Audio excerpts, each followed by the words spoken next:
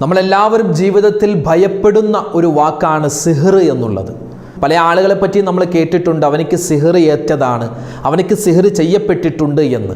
ഒരാൾക്ക് സിഹർ ബാധിച്ചിട്ടുണ്ട് എന്ന് 7 ലക്ഷണങ്ങൾ കൊണ്ട് നമുക്ക് അറിയുവാൻ സാധിക്കും. ഏതൊക്കെയാണ് ആ ലക്ഷണങ്ങൾ? വിശദമായി നമുക്ക് കേൾക്കാം. നമ്മളോട് അസൂയയുള്ള ആളുകൾ, നമ്മുടെ നന്മയിൽ ഇഷ്ടമില്ലാത്തവർ, നമ്മുടെ വളർച്ചയിൽ അസൂയയുള്ള ആളുകൾ, അതുപോലെ തന്നെ നമുക്ക് സിഹർ ചെയ്യാൻ സാധ്യതയുള്ളവർ, ഇങ്ങനെയുള്ള ആളുകളുടെ ഒരു 6 അടയാളങ്ങൾ മഹാന്മാരെ കിതാബുകളിൽ രേഖപ്പെടുത്തുന്നുണ്ട്. അതായത് നമുക്ക് സിഹർ ചെയ്യാൻ സാധ്യതയുള്ള 6 വിഭാഗം ആളുകൾ. അവരാരൊക്കെയാണെന്ന് നമുക്കൊന്ന് കേൾക്കാം. ഒരു മനുഷ്യന് സിഹർ ബാധിച്ചിട്ടുണ്ട് അല്ലെങ്കിൽ കണ്ണേറ് ബാധിച്ചിട്ടുണ്ട് എന്ന് ഈ അടയാളങ്ങൾ പറയുന്നതിലൂടെ നമുക്ക് മനസ്സിലാക്കാൻ പറ്റും. അങ്ങനെ എന്തെങ്കിലും ഒരു ബുദ്ധിമുട്ട് ഉണ്ട് എങ്കിൽ ആ സിഹർ ബാത്തിലാക്കാൻ, ഇല്ലാതാക്കി കളയാൻ ഒരു 6 കാര്യങ്ങൾ നമ്മൾ ഇൻഷാ അല്ലാഹ് ഈ വീഡിയോയുടെ അവസാനം പരിചയപ്പെടുകയാണ്. സിഹർ ബാത്തിലാക്കാൻ മുത്തു റസൂല് പഠിപ്പിച്ച, മഹാന്മാര് പഠിപ്പിച്ച 6 ഉപാധികൾ. ചില ആളുകൾ ഇതൊക്കെ കേൾക്കുമ്പോൾ ചിന്തിച്ചേക്കാം, സിഹറുണ്ടോ, കണ്ണേറുണ്ടോ, അതൊക്കെ അന്ധവിശ്വാസമല്ലേ, അതൊക്കെ മറ്റുള്ള മതവിശ്വാസികൾ പറയുന്നതല്ലേ? അല്ല, സിഹർ അള്ളാഹുവിൻ്റെ ഒരു സൃഷ്ടിയാണ്. മഹാനായ ആദം നബി അലൈഹി സ്വലാത്തു വസ്സലാമിൻ്റെ കാലം മുതൽ സുലൈമാൻ നബിയുടെ കാലം മുതലേ ഉള്ള ഒരു കാര്യമാണ്. മുത്തു റസൂലിന് പോലും സിഹർ ബാധ ഏറ്റിട്ടുണ്ട് എന്ന് സ്വഹീഹായ ഹദീസിൽ കാണുവാൻ സാധിക്കും. ഇതിനാരും നിഷേധിക്കേണ്ട കാര്യമില്ല, ഇതൊക്കെ വസ്തുനിഷ്ഠമായ കാര്യമാണ്. സിഹർ എങ്ങനെയാണ് ബാധിക്കുക, സിഹറിനെ തടയാനുള്ള മാർഗങ്ങൾ എന്താണ്, സിഹറുമായി ബന്ധപ്പെട്ട് അറിഞ്ഞിരിക്കേണ്ട സുപ്രധാനപ്പെട്ട കാര്യങ്ങൾ അടങ്ങുന്ന ഈ വീഡിയോ നിങ്ങൾ കാണുക. അസ്സലാമു അലൈക്കും വറഹ്മത്തുള്ളാഹി. ബിസ്മില്ലാഹി വൽഹംദുലില്ലാഹ് അസ്സലാത്തു വസ്സലാമു അലാ റസൂലില്ലാഹ് വഅലാ ആലിഹി വസ്വഹ്ബിഹി അജ്മഈൻ, അമ്മാ ബഅദ്. സ്നേഹബഹുമാനം നിറഞ്ഞ മുഅ്മിനീങ്ങളെ, അല്ലാഹു സുബ്ഹാനഹു വ തആല നമുക്കും നമ്മോട് ബന്ധപ്പെട്ട എല്ലാവർക്കും അള്ളാഹു ഇഹപര വിജയം നൽകി അനുഗ്രഹിക്കുമാറാവട്ടെ. നമ്മളോട് ദുആ കൊണ്ട് വസിയ്യത്ത് ചെയ്തവർ, കമൻറ്റുകൾ രേഖപ്പെടുത്തുന്നവർ, അവരുടെയും നമ്മുടെയും മനസ്സിലുള്ള ഹലാലായ മുറാദുകൾ അള്ളാഹു ഹാസിലാക്കുമാറാവട്ടെ. എല്ലാ വിഷമങ്ങളും, വേദനകളും, പ്രയാസങ്ങളും, രോഗങ്ങളും അള്ളാഹു മാറ്റിത്തരുമാറാവട്ടെ. എല്ലാ അപകടങ്ങളെ തൊട്ടും അള്ളാഹു കാക്കുമാറാവട്ടെ. ആമീൻ യാ റബ്ബൽ ആലമീൻ. ഈമാൻ കാര്യങ്ങളെന്ന് പറഞ്ഞാൽ ഒരു മുസൽമാൻ അവൻ്റെ ജീവിതത്തിൽ ഏറ്റവും കൂടുതൽ അറിഞ്ഞിരിക്കേണ്ടതും അവൻ മനസ്സിലാക്കേണ്ടതുമായ കാര്യങ്ങളാണ് ഈമാൻ കാര്യം. ഈമാൻ കാര്യങ്ങൾ 6 എണ്ണമാണ്. നമ്മളൊക്കെ അത് മദ്രസയിൽ പഠിച്ചിട്ടുണ്ട്. അള്ളാഹുവിൽ വിശ്വസിക്കുക, അള്ളാഹുവിൻ്റെ മലക്കുകളിൽ വിശ്വസിക്കുക, അള്ളാഹുവിൻ്റെ പ്രവാചകന്മാരിൽ വിശ്വസിക്കുക, അള്ളാഹുവിൻ്റെ കിതാബുകളിൽ വിശ്വസിക്കുക, ഖിയാമത്ത് നാളിൽ വിശ്വസിക്കുക, ഏറ്റവും ഒടുവിലായി നന്മയും തിന്മയും അള്ളാഹുവിൻ്റെ ഭാഗത്താണെന്ന് വിശ്വസിക്കുക. ഇതൊക്കെയാണ് ഈമാൻ കാര്യങ്ങൾ. അപ്പോൾ ഈ ഏറ്റവും അവസാനത്തെ കാര്യം, നന്മയും അള്ളാഹുവിൻ്റെ ഭാഗത്ത് നിന്നാണ്, തിന്മയും അള്ളാഹുവിൻ്റെ ഭാഗത്ത് നിന്നാണ്. നമുക്കെന്തെല്ലാം നന്മകൾ ജീവിതത്തിൽ കിട്ടുന്നുണ്ടോ, അത് നമ്മുടെ മക്കൾ നമുക്കൊരു നന്മയാണ്, അനുഗ്രഹമാണ്. നല്ലൊരു ജോലി നമുക്കൊരു അനുഗ്രഹമാണ്, നല്ലൊരു വീട് നമുക്ക് അനുഗ്രഹമാണ്, ഒരു സ്വാലിഹായ ഭർത്താവ്, സ്വാലിഹായ ഭാര്യ, അതും നമുക്ക് അനുഗ്രഹമാണ്. ഇതൊക്കെ ആരാ നൽകുന്നത്? അള്ളാഹുവാണ്. എന്നാൽ നമുക്ക് രോഗമുണ്ടാകുന്നു, അപകടമുണ്ടാകുന്നു, നമ്മുടെ വേണ്ടപ്പെട്ടവർ മരണപ്പെട്ടു പോകുന്നു, നമുക്ക് എന്തെങ്കിലും ജീവിതത്തിൽ വലിയ ബുദ്ധിമുട്ട്, പ്രയാസങ്ങൾ, പ്രശ്നങ്ങൾ ഉണ്ടാകുന്നു. ഇതും അല്ലാഹു തആല നൽകുന്നതാണ്, അള്ളാഹുവിൻ്റെ ഭാഗത്ത് നിന്നുണ്ടാകുന്നതാണ്. ഈ തിന്മയും അള്ളാഹുവിൻ്റെ ഭാഗത്ത് നിന്ന്, നന്മയും അള്ളാഹുവിൻ്റെ ഭാഗത്ത് നിന്ന്. ഈ തിന്മയിൽപ്പെട്ട ഒരുപാട് കാര്യങ്ങളുണ്ട്. തിന്മയിൽപ്പെട്ട ഒരുപാട് കാര്യങ്ങളിൽ പെട്ട ഒരു കാര്യമാണ് എന്ത്? സിഹർ ചെയ്യുക. അത് ഏറ്റവും വലിയ തിന്മയാണ്. എത്രമാത്രം? സബഉൽ മൂബിക്കാത്ത്, അതായത് 7 വൻ പാപങ്ങൾ. ആ വൻ പാപങ്ങളിൽ എണ്ണപ്പെട്ട ഒരു പാപമാണ് സിഹർ ചെയ്യുക. അപ്പോൾ ഈ സിഹർ എന്ന് പറഞ്ഞാൽ തിന്മയാണ്. അതും ആരുടെ ഭാഗത്ത് നിന്നാണ്? അള്ളാഹുവിൻ്റെ ഭാഗത്ത് നിന്ന്. ഇപ്പോൾ ഇതൊക്കെ വിശ്വസിക്കൽ ഒരു മുസൽമാനെ സംബന്ധിച്ചിടത്തോളം നിർബന്ധമാണ്. സിഹർ, അതാണ് നമ്മൾ ഇന്ന് പറയുന്ന വിഷയം. അപ്പോൾ സിഹർ ആവട്ടെ, ആഭിചാര കർമ്മമാവട്ടെ, കൂടോത്രം, ഇങ്ങനെ പല പല സ്ഥലങ്ങളിൽ പല പല പേരുകളിലാണ് ഈ ഒരു പ്രവൃത്തി അറിയപ്പെടുന്നത്. അപ്പം ഈ ഒരു പ്രവൃത്തി കൊണ്ട് ഒരേ ഒരു ഉദ്ദേശമേ ഉള്ളൂ, മനുഷ്യന് നാശമുണ്ടാവുക. മനുഷ്യന് നാശമുണ്ടാവുക. ഈ നാശമുണ്ടാവലും അള്ളാഹുവിൻ്റെ ഭാഗത്ത് നിന്നാണ്. ഇനി നമുക്കതിൻ്റെ വിശാലമായ ചർച്ചയിലേക്ക് കടക്കാം. സിഹർ എന്ന് പറയുമ്പോൾ സിഹർ ഉള്ളതാണോ, അതൊക്കെ അവർ അന്ധവിശ്വാസമല്ലേ, സിഹറൊന്നും ഇല്ലല്ലോ എന്ന് പറയുന്ന ചില ആളുകളെ നമുക്കിടയിൽ കാണുവാൻ സാധിക്കും. സിഹർ എന്ന് പറഞ്ഞ കൂടോത്രം, അതൊക്കെ ഉള്ളത് തന്നെയാണ്. അത് പരിശുദ്ധമായ ഖുർആൻ സാക്ഷ്യപ്പെടുത്തിയതാണ്, അള്ളാഹുവിൻ്റെ റസൂലിൻ്റെ ഹദീസുകൾ സാക്ഷ്യപ്പെടുത്തിയതാണ്. നബി സല്ലല്ലാഹു അലൈഹി വസല്ലമ തങ്ങൾക്ക് പോലും സിഹറിൻ്റെ ചില ബുദ്ധിമുട്ടുകൾ ഉണ്ടായി എന്ന് സ്വഹീഹായ ഹദീസുകളിൽ ഉൾപ്പെടെ നമുക്ക് കാണാൻ സാധിക്കുന്നതാണ്. ഇൻഷാ അല്ലാഹ് അതിലേക്കൊക്കെ നമുക്ക് കടന്നു വരാം. ഇനി ഒരു മനുഷ്യൻ സിഹർ ചെയ്താൽ, ഒരാൾ സിഹർ ചെയ്യുക എന്ന് പറഞ്ഞാൽ സ്വന്തമായിട്ട് സിഹർ ചെയ്യുന്ന ആളുകളുണ്ട്. അയാൾക്ക് എന്തെങ്കിലും അറിയാമായിരിക്കും, അതുമായി ബന്ധപ്പെട്ട് അതൊക്കെ വെച്ചിട്ട് ചിലപ്പോൾ തൻ്റെ കൂടപ്പിറപ്പിനോട്, ചിലപ്പോൾ സഹോദരന് ചെയ്യുന്നവർ, ഈ 90% സിഹർ ചെയ്യുന്നത് നമ്മുടെ കുടുംബക്കാർ തന്നെയാവും, നമ്മുടെ ബന്ധുമിത്രാദികൾ തന്നെ അസൂയ മൂലം ചെയ്യുന്നതാണ്. ചിലപ്പോൾ നമ്മുടെ സമ്പത്ത് കണ്ടിട്ട്, അല്ലെങ്കിൽ നമ്മുടെ സന്താനങ്ങളെ കണ്ടിട്ട്, അല്ലെങ്കിൽ നമ്മുടെ സ്ഥാനമാനങ്ങളെ കണ്ടിട്ട്, നമുക്ക് കിട്ടിയ അനുഗ്രഹങ്ങളിൽ വലിയ അസൂയയും കുശുമ്പും കൊണ്ട് ഇതൊക്കെ നഷ്ടപ്പെട്ടു പോകണം, അവനിക്ക് എല്ലാം നശിച്ചു പോകണമെന്ന ആ ഒരു നെയ്യത്തിലാണ് ഭൂരിഭാഗം ആളുകളും സിഹർ ചെയ്യുന്നത്, കൂടോത്രം ചെയ്യുന്നത്. അത് ചെയ്യാൻ പാടില്ല, വലിയ വൻ പാപമാണ്, വലിയ പാപമാണ് എന്ന് നമുക്ക് മഹാന്മാർ പഠിപ്പിച്ച് നൽകിയിട്ടുണ്ട്. ചില ആളുകൾ ശരീരത്തിൽ സിഹർ ചെയ്യുന്നവരുണ്ട്, കച്ചവട സ്ഥാപനങ്ങളിൽ സിഹർ ചെയ്യുന്നവരുണ്ട്, നമ്മുടെ വീടിന് സിഹർ ചെയ്യുന്നവരുണ്ട്, അതുപോലെ നമ്മുടെ വാഹനത്തിന്, നമ്മുടെ മക്കളിൽ, നമ്മുടെ സമ്പത്തിലൊക്കെ സിഹർ ചെയ്യുന്ന ആളുകളുണ്ട്. സിഹർ ചെയ്താൽ അത് ബാധിക്കുമോ? അത് ബാധിക്കും. കാരണം അത് അല്ലാഹു തആല മനുഷ്യന് കൊടുത്തിട്ടുള്ള ഒരു വലിയ പരീക്ഷണമാണ് ഈ സിഹർ എന്നുള്ളത്. അതിൻ്റെ സിഹറിൻ്റെ വലിയ ചരിത്രമൊക്കെയുണ്ട്. ആരാണ് ആദ്യം സിഹർ ചെയ്തത്, സിഹർ എങ്ങനെയാണ് ലോകത്തുണ്ടായത്, അതൊക്കെ ഒരു വിശാലമായ ചർച്ചയാണ്. അങ്ങോട്ട് നമ്മൾ കടക്കുന്നില്ല. മറ്റൊരു വീഡിയോയിൽ ഇൻഷാ അല്ലാഹ് നമുക്ക് സവിസ്തരം അതൊക്കെ പറയാവുന്നതാണ്. ഇന്ന് നമ്മൾ പറയാൻ ഉദ്ദേശിക്കുന്നത് മഹാന്മാരായ ഉലമാക്കൾ അവരുടെ കിതാബുകളിൽ സ്പഷ്ടമായി രേഖപ്പെടുത്തിയ ചില കാര്യങ്ങളാണ്. എന്താണ്? സിഹർ ഒരു മനുഷ്യന് ചെയ്തിട്ടുണ്ട്, അയാളെ സിഹർ ബാധിച്ചിട്ടുണ്ട് എന്ന് നമുക്ക് 7 അടയാളങ്ങളെ കൊണ്ട് തിരിച്ചറിയാൻ പറ്റും. ചില ആളുകൾക്ക് അറിയാൻ പറ്റില്ല എനിക്ക് സിഹർ ആണോ. ചിലവർ ആളുകളുണ്ട്, അവർക്ക് ഭയങ്കരമായ അസുഖമായിരിക്കും, ഭയങ്കര തളർച്ചയും ക്ഷീണമൊക്കെ ഉണ്ടാകും, പക്ഷേ ഹോസ്പിറ്റലിൽ കൊണ്ടുപോയിട്ട് പരിശോധിക്കുമ്പോൾ ഒരു കുഴപ്പവുമില്ല.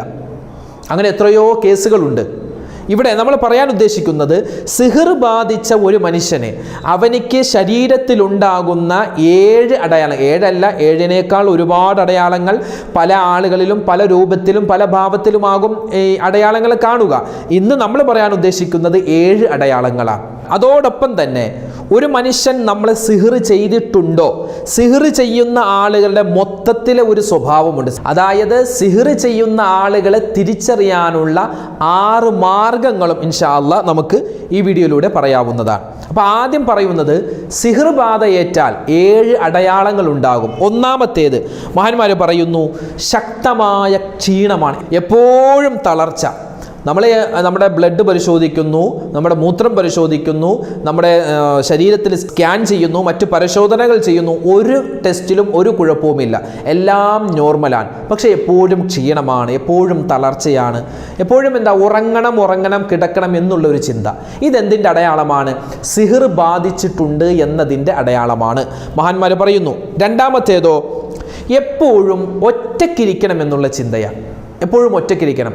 ആളുകൾ ആരെങ്കിലും വന്നാൽ അവരോട് സംസാരിക്കാൻ, അവരോട് ഇടപെടാൻ, അവരോട് എന്തെങ്കിലും ഒരു കാര്യങ്ങൾ ചോദിക്കാൻ, അതിനൊക്കെ ഒരു മടി, അതിനൊന്നും ഒരു താല്പര്യമില്ല. എപ്പോഴും എനിക്ക് ഒറ്റയ്ക്കിരിക്കണം, എപ്പോഴും ഒറ്റയ്ക്കിരിക്കണം എന്നുള്ള ഒരു ചിന്ത. അതെന്താണ്? മറ്റുള്ളവരോട് ബന്ധപ്പെടാതെ എപ്പോഴും ഒറ്റയ്ക്കിരിക്കണം എന്നുള്ള ചിന്ത സിഹർ ബാധ ഏറ്റവൻ്റെ അടയാളമാണ് എന്ന് മഹാന്മാർ രേഖപ്പെടുത്തുകയാണ്. മൂന്നാമത്തേതോ, ഉറക്കമില്ലായ്മയാണ്. രാത്രിയാവട്ടെ പകലാവട്ടെ ഒരു ഉറക്കത്തിൻ്റെ ഒരു ലാഞ്ചന പോലുമില്ല. ചിലപ്പോൾ ഉറക്കം വരുന്നതായിട്ട് തോന്നും, പക്ഷെ കിടക്കുമ്പോൾ ഉറക്കം വരുന്നില്ല. അങ്ങോട്ടും ഇങ്ങോട്ടും തിരിഞ്ഞു കിടക്കും, പക്ഷെ വരുന്നില്ല. രാത്രി അങ്ങോട്ട് നോക്കുന്നു, ജനലിലൂടെ പുറത്തു നോക്കുന്നു, ദിക്റുകൾ ചൊല്ലുന്നു, സ്വലാത്തുകൾ പറയുന്നു, ഉറക്ക ഗുളികൾ കഴിക്കുന്നു, ഒരു മാറ്റവുമില്ല, ഉറക്കം വരാത്ത അവസ്ഥ. അതെന്താണ്? സിഹർ ബാധയേറ്റവൻ്റെ അടയാളമാണെന്ന് മഹാന്മാർ പഠിപ്പിക്കുന്നു. നാലാമത്തേതോ, ഭയാനകരമായ സ്വപ്നങ്ങൾ പലപ്പോഴും കാണുന്നു. ഭയാനകരമായ സ്വപ്നങ്ങൾ തുടർച്ചയായിട്ട്.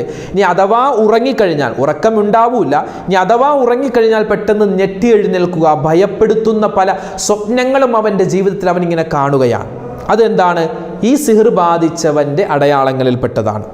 അഞ്ചാമതായി മഹാന്മാർ പറയുന്നു, മറ്റുള്ളവരോട് സംസാരിക്കാൻ മടി, അതായത് മറ്റുള്ളവരോട് കാര്യങ്ങൾ തുറന്ന് എന്തെങ്കിലുമൊക്കെ പറഞ്ഞാലല്ലേ, ഇപ്പോൾ നമ്മുടെ മനസ്സിൽ എന്തെങ്കിലും പ്രയാസങ്ങളുണ്ട്, പ്രശ്നങ്ങളുണ്ട്, അത് തുറന്ന് പറഞ്ഞാലല്ലേ നമുക്ക് അതിൻ്റെ പരിഹാരം കാണുവാൻ സാധിക്കൂ. പക്ഷേ മറ്റുള്ളവരോട് ഒന്നും പറയൂല, ഒന്നും പറയൂല. നമ്മളോട് ആരെങ്കിലും എന്തെങ്കിലും ചോദിച്ചാൽ ഒന്നുമില്ല എന്ന് പറഞ്ഞില്ലേ, പെട്ടെന്ന് ദേഷ്യം വരിക. എന്തെങ്കിലും ആരെങ്കിലും ചോദിച്ചാൽ പെട്ടെന്ന് ദേഷ്യം വരിക, ഒന്നുമില്ല എന്ന് പറഞ്ഞ് അവരെ ഒഴിവാക്കുക, മറ്റുള്ളവരോട് സംസാരിക്കാൻ മടി തോന്നുക. ഇനി അഥവാ എന്തെങ്കിലും സംസാരിച്ചാൽ സംസാരം ശരിയാവാതെ വരിക, അങ്ങനെ ചില സംസാരവുമായി ബന്ധപ്പെട്ട് ഒരുപാട് പ്രശ്നങ്ങൾ ഉണ്ടാവുക. ഇതെന്താണ്? സിഹിർ ബാധിച്ചവനുള്ള അടയാളമാണെന്ന് മഹാന്മാർ പഠിപ്പിക്കുന്നു. ആറാമത്തേതോ ശാരീരികമായ അസ്വസ്ഥതയും ശാരീരികമായ വേദനയും. എപ്പോഴും തലവേദന, എപ്പോഴും വയറുവേദന. അപ്പോൾ നമ്മൾ ടെസ്റ്റ് ചെയ്യുന്നു, ഒരു കുഴപ്പവുമില്ല. എത്ര വലിയ സ്കാൻ ചെയ്തിട്ടും ഒരു കുഴപ്പവുമില്ല, എത്ര വലിയ ടെസ്റ്റുകൾ നടത്തിയിട്ടും ഒരു കുഴപ്പവുമില്ല, എല്ലാം നോർമലാണ്. പക്ഷേ ശരീരത്തിന് എപ്പോഴും വേദന, എപ്പോഴും അസ്വസ്ഥതകൾ. ഇതൊക്കെ എന്താണ്? ഒരു സിഹിർ ബാധിച്ചവനുള്ള അടയാളങ്ങളാണെന്ന് മഹാന്മാർ പഠിപ്പിക്കുന്നു. ഏഴാമത്തേത് എപ്പോഴും അലസതയാണ്, എപ്പോഴും മടിയാണ്. അത് ഇബാദത്ത് ചെയ്യാൻ മടി, ഭക്ഷണം കഴിക്കാൻ മടി, പഠനത്തിൽ എപ്പോഴും മടി, അലസത. ഇങ്ങനെ അലസത ജീവിതത്തിൽ ഇങ്ങനെ തുടർച്ചയായി വന്നാൽ അതെന്തിൻ്റെ അടയാളമാണ്? സിഹിർ ബാധിച്ചിട്ടുണ്ട് എന്നതിന് ഉള്ള ഏറ്റവും വലിയ അടയാളമായിട്ട് മഹാന്മാർ പഠിപ്പിക്കുകയാണ്. അപ്പോൾ ഈ 7 കാര്യങ്ങൾ, ഈ 7 അല്ല 7നേക്കാൾ അധികമുണ്ട്, ഈ 7 കാര്യങ്ങളോ നമ്മുടെ ജീവിതത്തിൽ തുടർച്ചയായി നമുക്കുണ്ട് എങ്കിൽ നമുക്ക് സിഹിർ ബാധിച്ചിട്ടുണ്ട് എന്ന് നമുക്ക് മനസ്സിലാക്കുവാൻ സാധിക്കും. പിന്നെ ഇനി പറയാൻ ഉദ്ദേശിക്കുന്നത്, നമ്മോട് അസൂയയുള്ളവർ, നമ്മളെ ഇഷ്ടമില്ലാത്തവർ, നമുക്ക് സിഹിർ ചെയ്യാൻ സാധ്യതയുള്ള ആളുകൾ, ഇവരുടെ ചില സ്വഭാവങ്ങളാണ് ഇനി പറയാൻ പോകുന്നത്. ഇങ്ങനെയുള്ള ചില ആളുകളെ നമ്മൾ പ്രത്യേകം കരുതിയിരിക്കണം. കാരണം നമുക്ക് പണി തരാൻ അവർ കാത്തിരിക്കുകയാണ്. ഈ പറയുന്ന സ്വഭാവമുള്ള ആളുകൾ തന്നെ സിഹിർ ചെയ്യണം എന്നൊന്നും നിർബന്ധമില്ല, ഇവർ ചെയ്യാൻ വളരെയധികം സാധ്യതയുണ്ട്. അങ്ങനെ ഒരു 6 സ്വഭാവമുള്ള ആളുകൾ നമ്മുടെ ജീവിതത്തിൽ ചിലപ്പോൾ കടന്നു വന്നേക്കാം. അവരെ സൂക്ഷിക്കണമെന്നാണ് മഹാന്മാർ പഠിപ്പിക്കുന്നത്. എന്നിട്ട് ഒന്നാമതായി പറയുന്നു, നമുക്കൊരു അനുഗ്രഹമുണ്ടായാൽ, നമുക്കൊരു നിഅമത്ത് ലഭിച്ചാൽ, ആ നിഅമത്തിൽ കുറ്റം കണ്ടുപിടിക്കുന്ന ആളുകൾ, എപ്പോഴും കുറ്റങ്ങൾ മാത്രം പറയുന്ന ആളുകൾ, അവരെ കരുതിയിരിക്കണം. അവർ നമ്മളോട് അസൂയയുള്ളവരാണ്, അവർ നമ്മുടെ നന്മയിൽ ഇഷ്ടപ്പെടാത്തവരാണ്, അവർ സിഹിറും കണ്ണേറുമൊക്കെ ചെയ്യുവാനും പറയുവാനും വലിയ സാധ്യതയുണ്ട് എന്ന് മഹാന്മാർ പഠിപ്പിക്കുന്നു. നമ്മളൊരു വീട് വെച്ചു, എല്ലാവർക്കും ഇഷ്ടപ്പെട്ടു, നല്ല വീടാണ്, എല്ലാവർക്കും ഇഷ്ടപ്പെട്ടു. പക്ഷേ ഒരാൾ വന്നിട്ട് പറഞ്ഞു, ഇതാണോ വീട്? നീ എന്നോട് പറഞ്ഞെങ്കിൽ ഞാൻ ഇതിനേക്കാൾ നല്ലൊരു പ്ലാൻ പറഞ്ഞു തന്നേനല്ലോ. ഇപ്പോൾ ഇത് കണ്ടോ, ഈ ഷോക്കേസ് എന്താ ഇങ്ങനെ ഇരിക്കുന്നത്, അല്ലെങ്കിൽ സ്റ്റെയർ റൂം എന്താ ഇങ്ങനെ ഇരിക്കുന്നത്, അല്ലെങ്കിൽ എന്താണ് റൂം എന്താ അങ്ങനെ ഇരിക്കുന്നത്, കിച്ചൺ എന്താ ഇങ്ങനെ ഇരിക്കുന്നത്. എപ്പോഴും എന്തെങ്കിലുമൊക്കെ കുറ്റങ്ങൾ മാത്രം, നന്മ ഒന്നും പറയൂല, എപ്പോഴും കുറ്റവും കുറവും മാത്രം. നമുക്കെന്തെങ്കിലും അനുഗ്രഹം കിട്ടിയിട്ടുണ്ടെങ്കിൽ അതിൽ പറയുന്ന ആളുകൾ അവരെന്താണ്?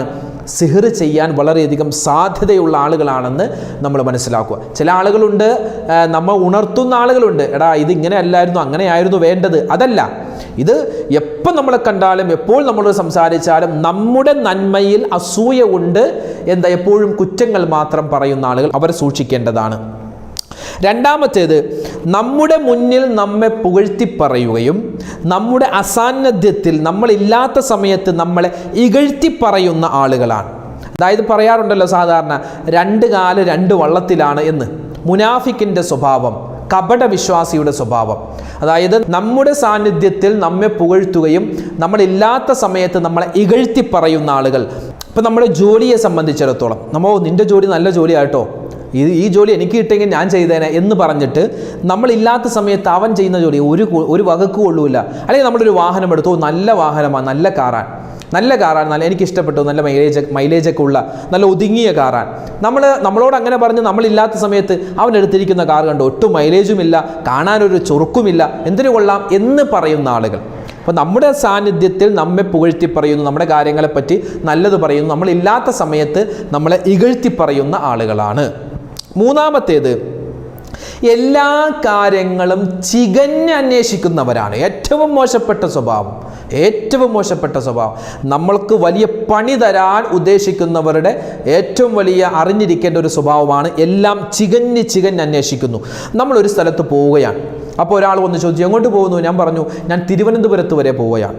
അപ്പോൾ ഒരു സാമാന്യ ബോധ്യമുള്ള ആളുകൾ ചിലപ്പോൾ ഒന്നുകൂടി ചോദിക്കും അവിടെ എന്താ എന്തെങ്കിലും പരിപാടി ഉണ്ടോ? ഒരു പ്രസംഗമുണ്ട്, അല്ലെങ്കിൽ ഒരു ക്ലാസ് ഉണ്ട്, അല്ലെങ്കിൽ ഒരു കൂട്ടുകാരൻ്റെ കല്യാണമുണ്ട്, അത്രയേ ഉള്ളൂ, ബസ്. നമ്മൾ അത് ചോദിച്ച് നമ്മൾ അറിഞ്ഞ് നമ്മൾ പോയി. ചില ആളുകൾ ചോദിക്കും എവിടെ പോകുന്നു? തിരുവനന്തപുരത്ത് പോകുന്നു. തിരുവനന്തപുരത്ത് എവിടെയാണ്? എന്തിനാ പോകുന്നത്? ആരുടെ കൂടെയാണ് പോകുന്നത്? നിങ്ങൾ ഒറ്റക്കാണോ പോകുന്നത്? അതുപോലെ തന്നെ എപ്പോഴാണ് തിരിച്ചു വരുന്നത്? ആരൊക്കെ ഉണ്ടാകും കൂടെ? അവിടെ എത്ര ദിവസം താമസിക്കും?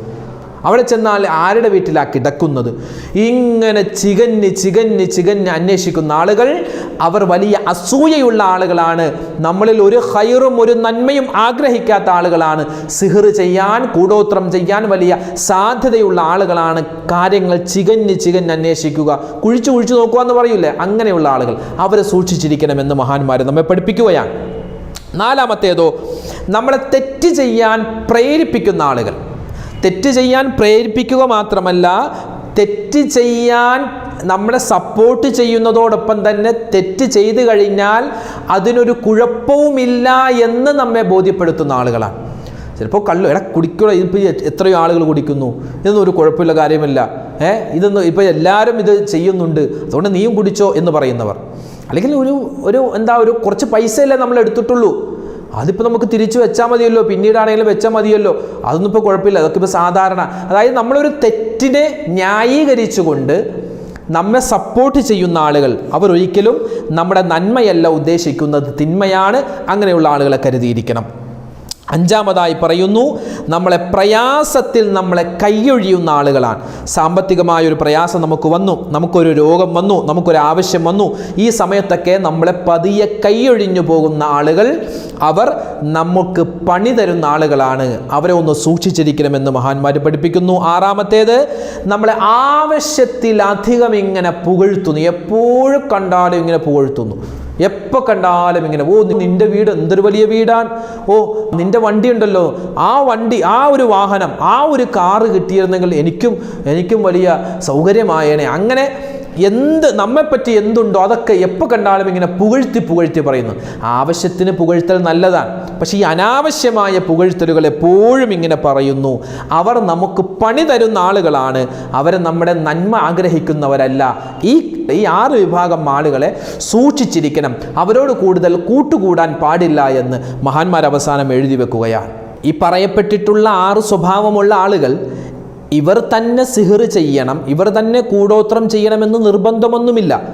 ഇങ്ങനെയുള്ള സ്വഭാവമുള്ള ആളുകളും ചെയ്യാൻ സാധ്യതയുണ്ട്. ഇതല്ലാത്ത ഈ സ്വഭാവമൊന്നുമില്ല, നമ്മളോടൊന്നും ചോദിക്കില്ല, നമ്മളോടൊരു ബന്ധവുമില്ല, നമ്മളോട് സംസാരിക്കില്ല, പക്ഷേ നമ്മുടെ കാര്യങ്ങളെല്ലാം അറിയാം. അങ്ങനെയുള്ള ആളുകളുമുണ്ട്. സിഹ്ർ ചെയ്യുന്ന എത്രയോ ആളുകളുണ്ട് നമ്മളോട് അസൂയ വെച്ചിട്ട്, പക്ഷെ ഒന്നും തുറന്നു പറയില്ല. അങ്ങനെയുള്ള ആളുകളുമുണ്ട്. പക്ഷെ ഇവിടെ പറഞ്ഞ ഈ 6 വിഭാഗം ആളുകൾ, ഇവരെ ഈ സ്വഭാവമുള്ള ആളുകൾ ഒരു പക്ഷേ ഈ സിഹറും ഈ കൂടോത്രമൊക്കെ ചെയ്യാൻ നമ്മളോട് അസൂയയും കുശുംബവും ഇങ്ങനെ കൂടിക്കൂടി വന്ന് നമുക്ക് കിട്ടിയ അനുഗ്രഹങ്ങൾ ഇല്ലാതായി പോവാൻ, ഇതുപോലുള്ള മോശത്തരമായ പ്രവൃത്തി ചെയ്യാൻ വളരെ സാധ്യത കൂടുതലാണ് എന്നാണ് നമുക്ക് ഇതിൽ നിന്നും മനസ്സിലാകുന്നത്. മഹാന്മാർ അങ്ങനെയാണ് രേഖപ്പെടുത്തുന്നത്. ഇതൊക്കെ ഒരു സൈക്കോളജിയാണ്. അതായത് ഇങ്ങനെയുള്ള സ്വഭാവമുള്ള ആളുകളെ നമ്മളൊന്ന് സൂക്ഷിക്കേണ്ടതുണ്ട്. ഇങ്ങനെയുള്ള ആളുകൾ നമുക്ക് പണി തരാൻ വളരെയധികം സാധ്യതയുണ്ട് എന്ന ഒരു ബോധ്യം ഈ കേൾക്കുന്ന നമുക്കെല്ലാവർക്കും ഉണ്ടാവണം. ഇത്തരത്തിൽ ഏതെങ്കിലും ഒരു സ്വഭാവം നമുക്കുണ്ട് എങ്കിൽ അതിന്ന് തന്നെ ഈ ഒരു സംസാരം കേൾക്കുമ്പോൾ തന്നെ അത്തരത്തിലുള്ള ആ ദുസ്വഭാവം ഉണ്ട് എങ്കിൽ അത് മാറ്റേണ്ടതാണ്. ഇല്ലെങ്കിൽ അതിൻ്റെ വലിയ ഭവിഷ്യത്ത് നമ്മുടെ കുടുംബത്തിൽ നമുക്ക് തന്നെ വരുന്നതാണ്. ആ കാര്യം പ്രത്യേകം ശ്രദ്ധിക്കുക. അപ്പോൾ സിഹ്ർ ബാധിച്ചാൽ ഒരു മനുഷ്യനുണ്ടാകുന്ന 7 അടയാളങ്ങൾ, സിഹ്ർ ചെയ്യാൻ സാധ്യതയുള്ള ആളുകളുടെ 6 അടയാളങ്ങൾ. മാത്രമല്ല ഇനി പറയാൻ പോകുന്നത്, ഒരു മനുഷ്യന് സിഹ്ർ ബാധിച്ചിട്ടുണ്ട്, അല്ലെങ്കിൽ കണ്ണേറ് ബാധിച്ചിട്ടുണ്ട്, കൂടോത്രം ചെയ്യപ്പെട്ടിട്ടുണ്ട് എന്ന് തിരിച്ചറിഞ്ഞാൽ അയാൾ ചെയ്യേണ്ട ചില കാര്യങ്ങളാണ്. അത് ഇൻഷാ അല്ലാഹ് അതും കൂടി പറയുകയാണ്. എന്താ? ഒന്നാമത്തേത്, എപ്പോഴും വുളു ഉണ്ടാവുക, എപ്പോഴും വുളു ഉള്ള ആളായിരിക്കുക.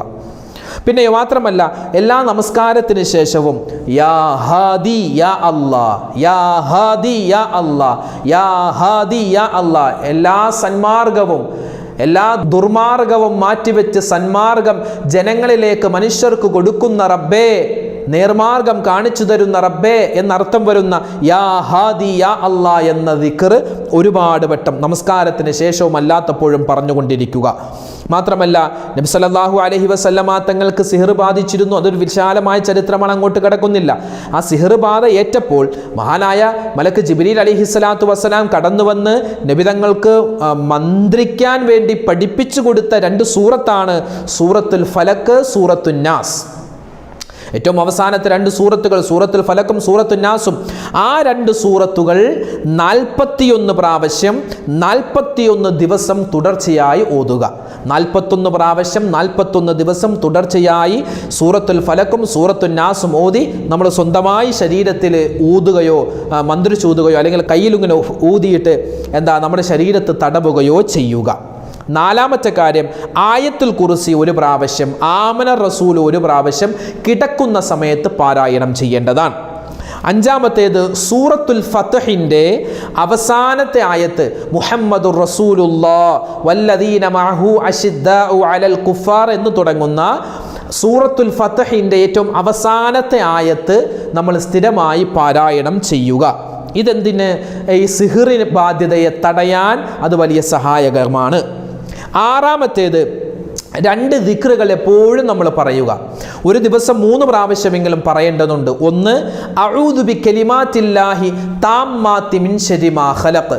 നമ്മൾ പലപ്പോഴും ഈ ഒരു ദിക്ർ പരിചയപ്പെട്ടിട്ടുള്ളതാണ്. അഊദു ബികലിമാത്തില്ലാഹി താമ്മാത്തി മിൻ ശർരി മാ ഖലഖ്. അഊദു ബികലിമാത്തില്ലാഹി താമ്മാത്തി മിൻ ശർരി മാ ഖലഖ്. അതോടൊപ്പം തന്നെ ബിസ്മില്ലാഹില്ലദീ ലാ യദുറു മഅസ്മിഹി ശൈഉൻ ഫിൽ അർളി വലാ ഫിസ് സമാഇ വഹുവസ് സമീഉൽ അലീം.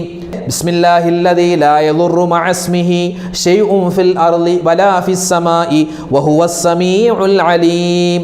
ഈ ഒരു ദിക്ർ, ഇത് രണ്ടും അല്ലാഹുവേ നീ സൃഷ്ടിച്ചിട്ടുള്ള മുഴുവൻ ഷർറുകളെ തൊട്ടും, ആകാശത്തിലുള്ള ഷർറ്, ഭൂമിയിലുള്ള ഷർറ്, എല്ലാ ഷർറ് ബലാ മുസീബത്തുകളെ തൊട്ടും റഹ്മാനായ റബ്ബേ ഞങ്ങളെ നീ കാക്കണേ എന്നാണ് ഇതിൻ്റെ രണ്ടിൻ്റെയും മൊത്തത്തിലുള്ള അർത്ഥം.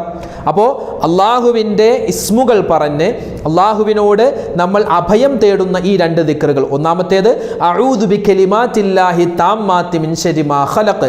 2ാമത്തേത് ബിസ്മില്ലാഹില്ലദീ ലാ യദുറു മഅസ്മിഹി ശൈഉൻ ഫിൽ അർളി വലാ ഫിസ് സമാഇ വഹുവസ് സമീഉൽ അലീം. ഈ 2 ദിക്റുകളും സ്ഥിരമായി പറയുക. അപ്പോൾ ഈ കാര്യങ്ങളൊക്കെ ശ്രദ്ധിച്ചാൽ സിഹ്ർ ബാധ്യത അത് നമുക്ക് ഒരു പരിധിവരെ തടയാൻ പറ്റുന്നതാണ്. അല്ലാഹു സുബ്ഹാനഹു വ തആല നമുക്കോ നമ്മുടെ കുടുംബത്തിലെ ആർക്കെങ്കിലുമോ ഇത്തരത്തിലുള്ള വലിയ പ്രയാസങ്ങൾ ഉണ്ട് എങ്കിൽ അള്ളാഹു വേഗത്തിൽ അതൊക്കെ ശിഫാ നൽകി അതൊക്കെ ഇല്ലായ്മ ചെയ്ത് നമ്മളെല്ലാവരെയും അള്ളാഹു സലാമത്തിലാക്കുമാറാവട്ടെ. ആമീൻ യാ റബ്ബൽ ആലമീൻ. നമ്മൾ ഈ പറയപ്പെട്ട കാര്യങ്ങൾ ജീവിതത്തിൽ അമൽ ചെയ്യുകയും ചെയ്താൽ വലിയ പ്രതിഫലമാണ് അള്ളാഹു നൽകുന്നത്. പ്രത്യേകിച്ച് ഒരുപാട് പേര് ദുആ കൊണ്ട് വസിയ്യത്ത് ചെയ്യുന്നവരുണ്ട്. അള്ളാഹു തആല അവരുടെയും നമ്മുടെയൊക്കെ എല്ലാ പ്രയാസങ്ങളും എല്ലാ പ്രശ്നങ്ങളും എല്ലാ സങ്കടങ്ങളും മാറ്റി എല്ലാവിധ ഖൈറുകളും ജീവിതത്തിൽ പ്രദാനം ചെയ്ത് അനുഗ്രഹിക്കുമാറാവട്ടെ. അതോടൊപ്പം തന്നെ ഒരുപാട് പ്രശ്നത്തിലകപ്പെട്ടവരുണ്ട്. ഈ കടങ്ങൾ കൊണ്ട് ബുദ്ധിമുട്ടുന്നവർ, അതുപോലെ മക്കളില്ലാത്തവർ, അതുപോലെ ജോലിയില്ലാത്തവർ, വിദേശത്തേക്ക് പോകാൻ ആഗ്രഹിക്കുന്നുണ്ട് പക്ഷേ അതിനുള്ള തയ്യാറെടുപ്പ് ശരിയാകുന്നില്ല, പിന്നെ വിദേശത്ത് എത്തിയിട്ട് അവിടെ ജോലി ശരിയാവാത്ത ആളുകൾ, പിന്നെ വീടില്ലാത്ത ആളുകൾ, അങ്ങനെ ഒരുപാട് പ്രയാസങ്ങളുള്ളവരുണ്ട്. അല്ലാഹു സുബ്ഹാനഹു വ തആല എല്ലാവരുടെയും എല്ലാ പ്രയാസങ്ങളും പ്രശ്നങ്ങളും മാറ്റിക്കൊടുക്കുമാറാവട്ടെ. ഈ സിഹ്റുമായി ബന്ധപ്പെട്ട എന്തെല്ലാം ബുദ്ധിമുട്ടുകൾ ആരെല്ലാം അനുഭവിക്കുന്നുണ്ടോ അല്ലാഹു എല്ലാവർക്കും സലാമത്ത് നൽകി അനുഗ്രഹിക്കുമാറാവട്ടെ. മരണപ്പെട്ടു പോയവർക്ക് അല്ലാഹു മഗ്ഫിറത്ത് നൽകട്ടെ. ആമീൻ.